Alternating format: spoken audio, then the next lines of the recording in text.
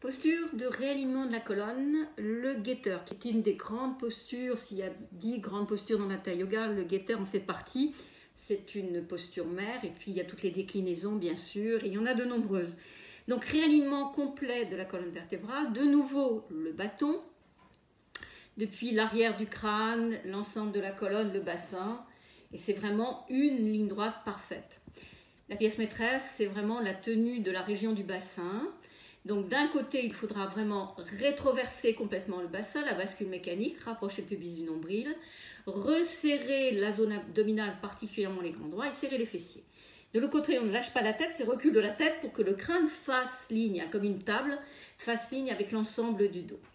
Donc on se positionne à quatre pattes, avec la position juste du quatre pattes, entre les genoux, l'écart d'un petit bassin, la cuisse bien verticale.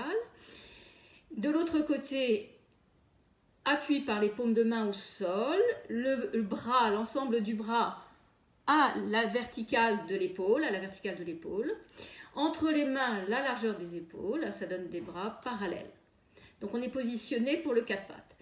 On va sortir, on essaye déjà d'observer toute la région qu'on va mettre lorsqu'on prendra la posture, toute cette région de placer du bassin et aussi de placer de la nuque par recul de la tête, menton très près de la gorge.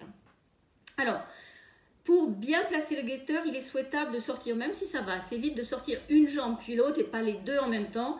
De sortir les deux jambes en même temps a tendance à déformer la posture.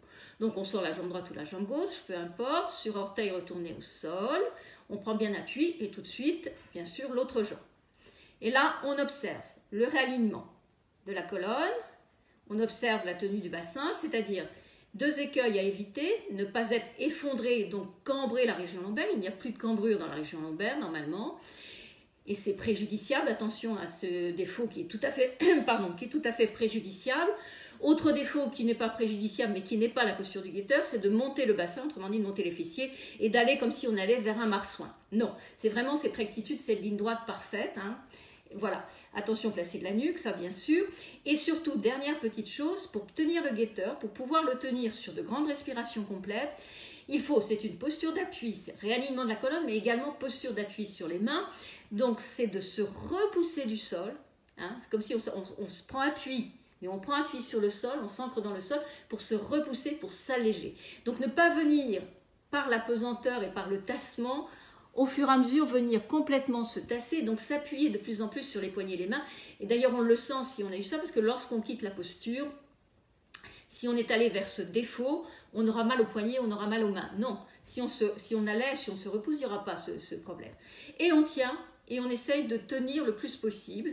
Donc on peut commencer, si on n'y arrive pas du tout, par 5-6 respirations, et on va essayer vraiment de développer le temps de respiration, le temps de durée de la posture. Et quand on travaille seul, pourquoi pas recommencer 2-3 fois, on fait une petite pause, en assis sur les talons, en retournant si on est un peu fatigué, en retournant à plat dos, voire on enchaîne directement un petit temps, on se remet à quatre pattes et on reprend. 3 séries, durer le plus longtemps possible, c'est pas mal quand on travaille seul.